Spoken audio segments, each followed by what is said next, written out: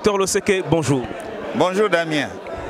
Docteur Loseke, nous venons d'assister à une assemblée générale, en tout cas de l'UDPS, je crois Bruxelles et Flandre. Et la question qui était mise en exergue, c'était celle en rapport avec le pré-dialogue. C'est-à-dire la base de l'UDPS se pose des questions de savoir est-ce que réellement il y a des pré-dialogues ou pas, et qu'est-ce qui justifie le manque de communication de la direction politique de l'UDPS par rapport à cette question? D'abord, je précise qu'il s'agit d'une assemblée de clarification. Nous avons tenu à clarifier certaines choses et surtout apporter l'information à la base du parti, ici en Europe, au travers d'une assemblée générale. Donc c'est la première chose. La deuxième chose, il n'était pas question seulement du pré-dialogue, mais de parler de ce qui se passe réellement autour du dialogue, notamment lorsqu'on voit que cette question du dialogue divise la classe politique en deux camps, les pros et les anti. Nous qui sommes des pro-dialogue, nous avons besoin de clarifier notre position, non seulement parce que nous avons des contacts informels maintenant pour préciser ou mettre au point les aspects techniques du dialogue, mais aussi nous avons besoin de ces contacts pour baliser le terrain de manière à réussir réellement ce dialogue avec le camp de M. Kabila. Oui, mais c'est effectivement ces contacts informels qui font parler un peu d'eux. Est-ce que vous savez nous dire plus ou moins en quoi ils consistent, à quoi ils ont déjà abouti jusqu'à ce stade? Je réponds à la dernière question, à quoi ces contacts ont abouti. Nous n'avons pas encore d'informations à ce sujet, puisque nous le saurons lorsque on va nous donner le rapport de manière officielle. Mais ce que nous savons, c'est que les contacts se poursuivent, surtout pour mettre au point les aspects organisationnels du dialogue. Et ces aspects sont nombreux. Il y a l'ordre du jour, il y a les formats du dialogue, il y a la durée du dialogue, les lieux où il va se tenir. Bref, ce sont ces aspects pour lesquels nous avons besoin de contacts informels. Est-ce qu'il y aura le dialogue, Docteur Loseke? Pour nous, nous tenons au dialogue parce qu'il est incontournable pour avoir des élections démocratiques, libres et apaisées dans ce pays. Une dernière question, Docteur Loseke, parce que vous êtes à Kinshasa, vous êtes un peu à cheval entre les deux villes. Est-ce qu'à Kinshasa, les militants, la base de l'UDPS, croient dans le processus du dialogue? Oui, tout à fait, mais la seule chose, c'est que cette base ne veut pas qu'il y ait un gouvernement, que nous participions à un gouvernement de transition ou un gouvernement d'union nationale qui servirait à prolonger le mandat de M. Kabila. Nous sommes pour le dialogue, pour autant qu'on respecte les délais constitutionnels. Est-ce que cela est possible, un gouvernement de transition dans lequel participerait l'UDPS? Non, non, pas du tout. Sauf si la dynamique du dialogue nous amène à un gouvernement qui serait incontournable. À ce moment-là, on verrait. Mais pour nous, d'emblée, non. Merci, Docteur Loseke. Merci. Monsieur Michinini, bonjour. Bonjour, mon cher Damien. Monsieur Michinini Ozali, président sectionnaire Bruxelles Centrale, il y a UDPS en fait. Hein? Ouais. Voilà. Les lots, Tozalaki, ah oui, Zalaki n'est assemblée générale, il y a UDPS Bruxelles na Anvers. Et Zalaki Masolonini. Non, non, Toyaki awa, j'espère que bandeko baleki liboso ba pesibino ba ordre du jour nyonso. Makambo Zalaki tolobi makambo ebele, tosolo makambo ya tosolo makambo dialogue, tosolo makambo élection, tosolo makambo glissement et tosolo peut pas na organisation interne na biso nyonso tout ça. Donc et puis informer biso évolution ya situation hein, ya dialogue ndenge zo ko sala ndenge batu ya Kabila bayaki. Mais ezan ndenge parce que batu bazo tuna mituna ebele ezali mangwezo sala ma base bazan information te masolo ano sala ma entre batu Kabila na bino et ezali ko se passer ndenge ni résultat na ngweza nini ti lelo? Non mais wana eza masolo te ke o base to ezala nini te non biso to chaki feuille de route tolobaki na modalité makambo donc ndenge makambo kolekela to donc eloko to kozela pa ya Kabila ezaka mukolo communauté internationale et le mukolo boy to fandi na ye pour na dialogue salama pour na tokende na ba élection il y a 2016 bitumbe zalate moyibi ezalate eloko moko te donc makambo na biso nyonso biso tozana eloko mosusu te o nyonso azokoya kosala batentative ya okoya komeka kokutula biso tozozongisa toujours réponse moko ke solution makambo nyonso ezali na feuille de route na biso. Est-ce que vous avez espoir qui vraiment va aboutir ya fixer date ndenge bino bozozela wana? Papa tozozela te ya fixer to fixer te biso tosali contribution na biso tant parti responsable tolobi ke biso eloko tolobi yango pona ba élection ezako ya ezala malamu tala makambo tolingi boy communauté internationale parce que tozo répéter toujours que to salaki mukando to pesi yango na communauté internationale to yebisi bino mutu bolobaki na accord conformément à accord cadre na bino o ya Addis Abeba o bosinya ki biso to zalaki te na résolution 2098 o bosengi bo pronaki dialogue mais dialogue yango tala biso modèle tolingi e kokozala tolingi ke parce que mobulu bimaki na 2011 siko pona mobulu wana ezonga lisusu te mobulu ezonga lisusu te tala makambo ezali boye tolingi fichier électoral ezala likambo tolobi na makambo ya constitution bato bazoya kolamuka sikoyo eza na feuille de route tosi tolobaki yango.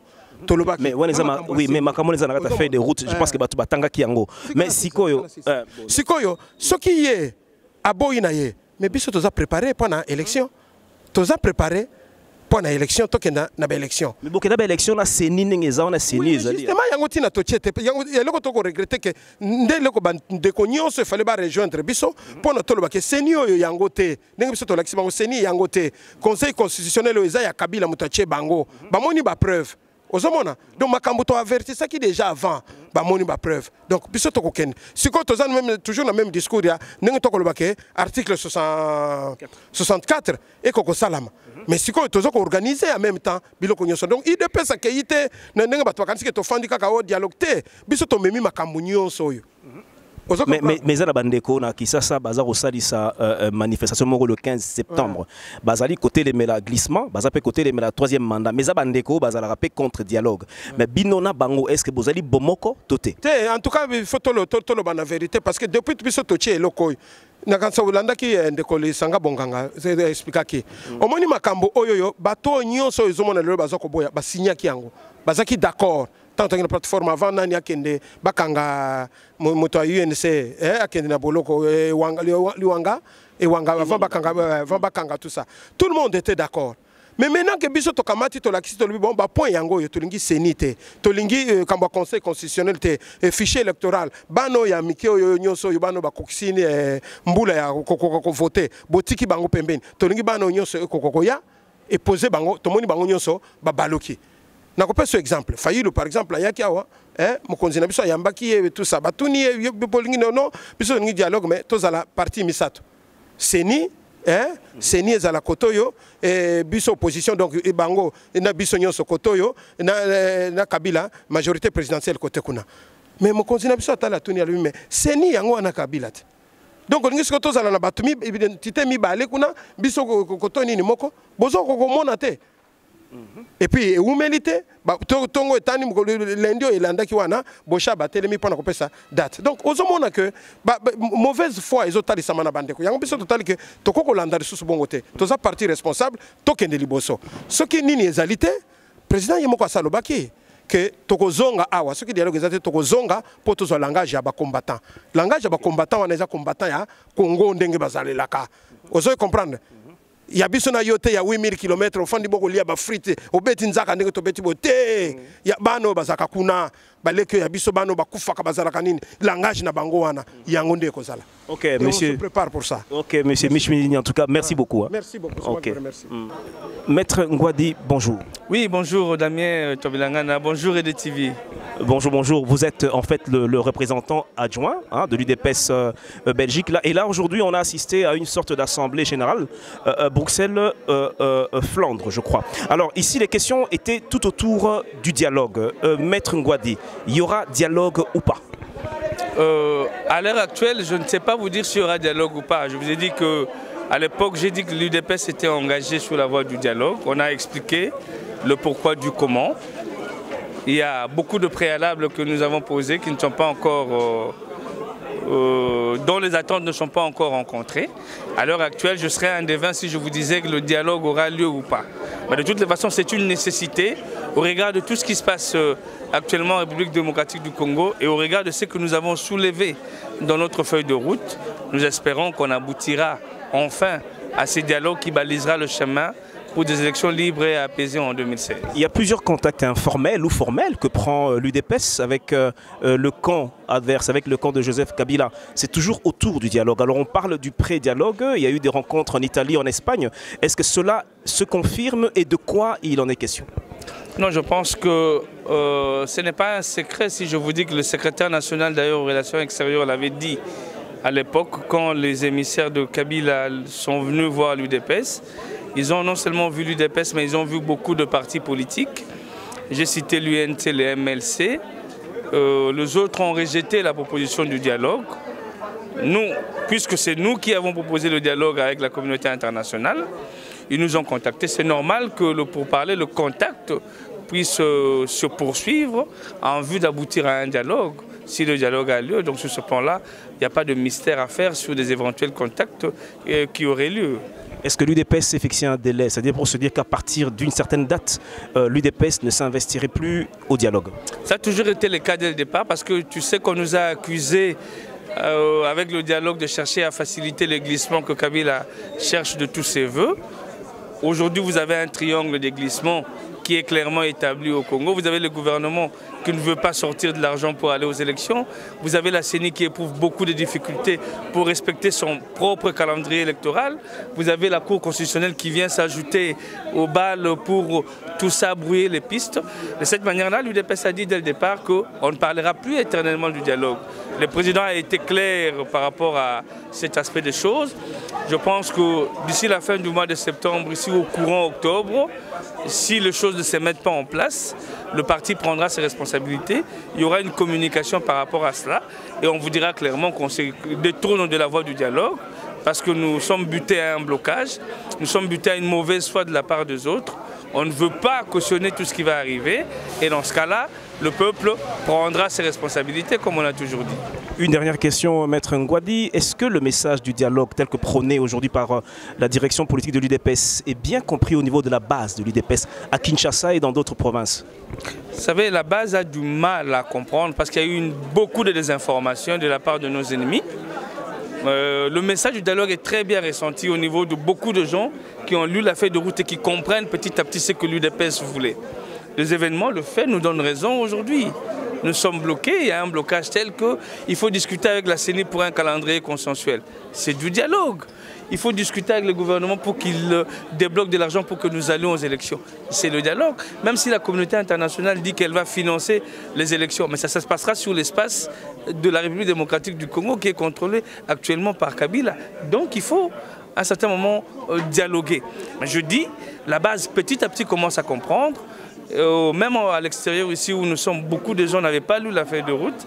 Après les explications que nous avons données à plusieurs égards, les gens comprennent petit à petit le bien fondé du dialogue, surtout ce que nous voulions en allant au dialogue, contrairement à tous les gens qui nous jetaient des colibés en disant qu'on veut aller au gouvernement d'union nationale avec Kabila, on veut favoriser les glissements. Kabila n'a pas besoin de l'UDPS pour chercher son glissement. D'ailleurs, il les cherche, mais il n'aura pas besoin de l'UDPS.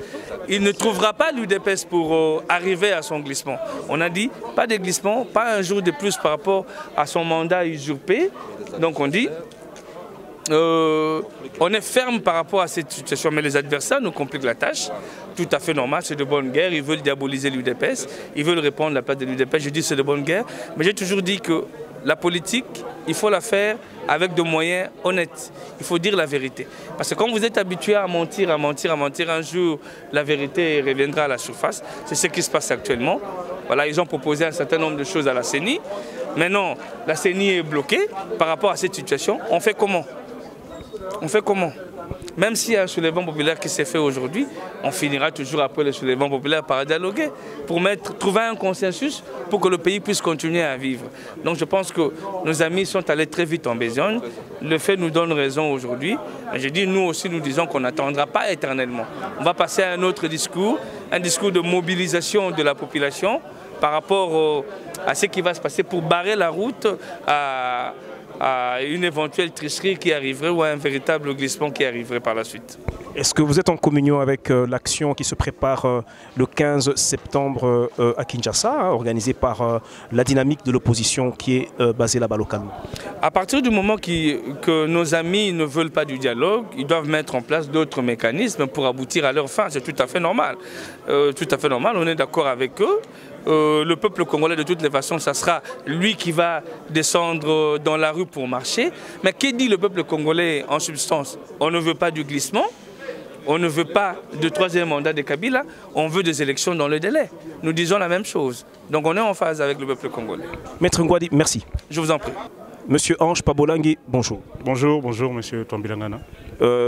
Ange Pabolangi, vous êtes le représentant, un des représentants adjoints hein, de l'UDPS Belgique, de la représentation de l'UDPS Belgique. Alors là, on vient d'assister à une assemblée générale, en tout cas, de l'UDPS Bruxelles et Flandre.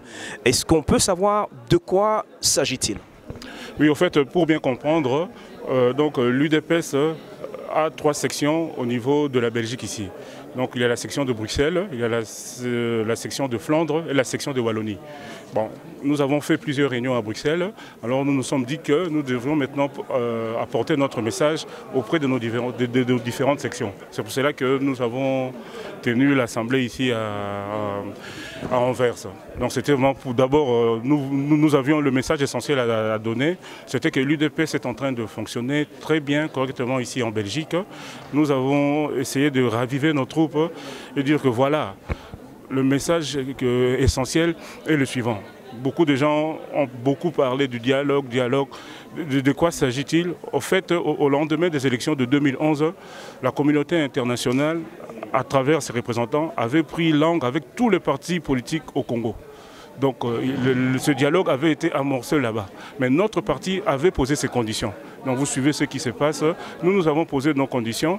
Nous avons posé nos conditions par rapport à ce dialogue. C'est-à-dire nous voulons d'abord un processus électoral qui arrive, qui soit crédible, apaisé. Eh bien, pourquoi la voie du dialogue, M. Tombilanga? J'entends beaucoup de nos amis qui parlent de soulèvement. Moi, je vous donnerai 2 exemples. Avec l'ancien secrétaire général, M. Charkmin Chabani, avant les élections de 2011, nous avons dit que voilà, comme la CENI ne remplit pas bien son rôle, nous allons essayer d'organiser des manifestations, un soulèvement devant la CENI. Moi, je vous dirais que les seuls militants qui sortaient au Congo sont ceux de l'UDPS. Les seuls qui sont tombés par balle sont ceux de l'UDPS. C'est bien de crier soulèvement.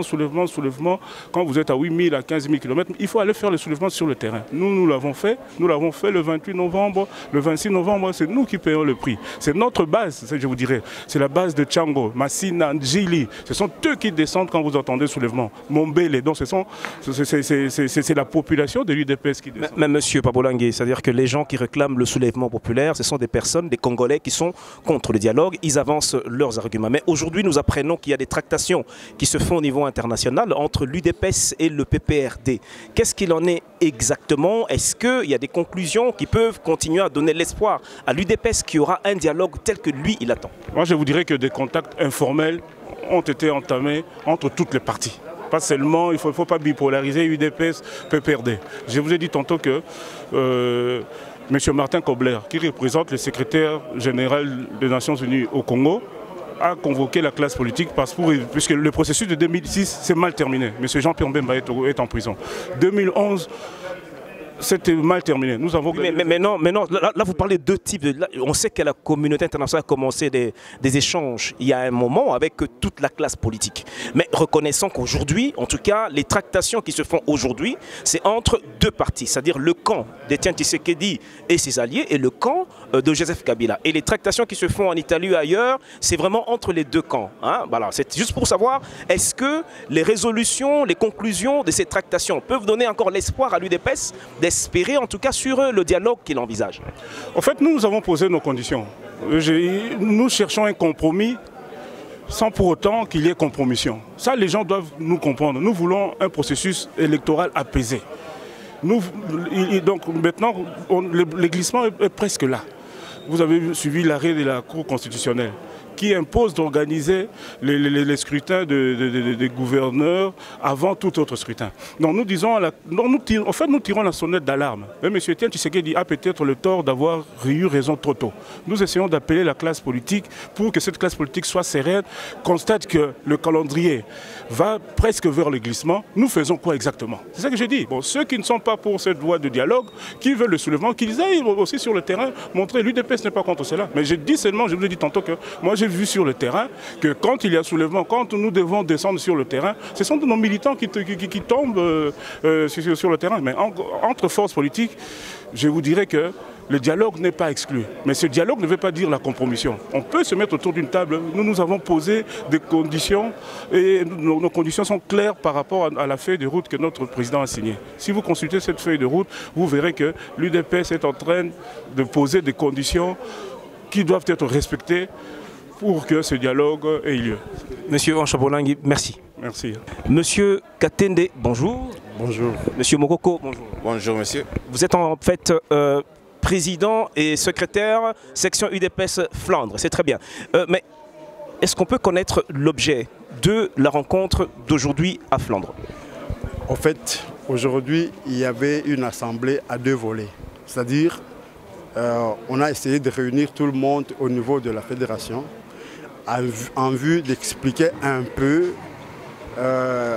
à tous nos membres ce qui se passe actuellement à l'UDPS. En fait, il y a eu trop d'incompréhension par rapport à la feuille de route que le président avait demandé qu'on puisse vulgariser.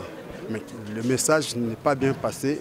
C'est ce qui a créé d'incompréhension et tout ce que vous avez vu là. Mais qu'est-ce qui a justifié le fait qu'en Flandre, la feuille de route ne soit pas suffisamment vulgarisée? Bien sûr que oui, elle est bien vulgarisée. C'est la raison pour laquelle tu vois qu'il y a eu des gens et qu'il n'y a pas eu de discussion ici. Monsieur Mokoko, on a vu ces derniers temps en tout cas des tractations qui se font sur le plan international. C'est-à-dire qu'il y a des contacts informels entre l'UDPS et le camp de Joseph Kabila autour du dialogue. Et ces contacts, on parle de pré-dialogue. Est-ce que vous en avez entendu parler et de quoi s'agit-il selon les informations que vous avez au niveau de votre section? Vous avez bien dit que ce sont des contacts informels. Donc jusque-là, on reste sur le mot informel. Donc on ne peut pas confirmer quelque chose d'officiel. Et cela n'empêche que ce n'est pas interdit que les gens puissent se voir, se parler, surtout lorsqu'on est africain. Et on doit toujours dialoguer et c'est dans nos ADN. Est-ce qu'on peut continuer à croire au dialogue avec le dernier arrêt de la Cour constitutionnelle? Est-ce que cet arrêt ne vide pas le dialogue de toute sa substance, le dialogue tel que prôné par l'UDPS? Oui, c'est ce que nous allons voir dans nos bases pour voir si est-ce qu'on peut continuer toujours dans ce sens-là ou bien il faut remodeler encore ou bien s'il faut encore faire marche en arrière. Mais ce sont des choses à discuter au niveau du parti et je pense que les instances supérieures ils vont s'attirer à ça et on aura la suite d'ici peu de temps.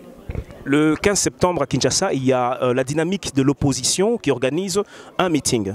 Et le but, ce serait en tout cas de parler contre les glissements et contre le troisième mandat. Et généralement, c'est cette dynamique qui est anti-dialogue. Est-ce que cette dynamique de l'opposition est en phase avec vous qui êtes ici en Europe? Nous tous, nous disons que nous voulons parler avec Kabila et ils disent qu'ils ne veulent pas de dialogue, mais ils soulèvent les soulèvements populaires.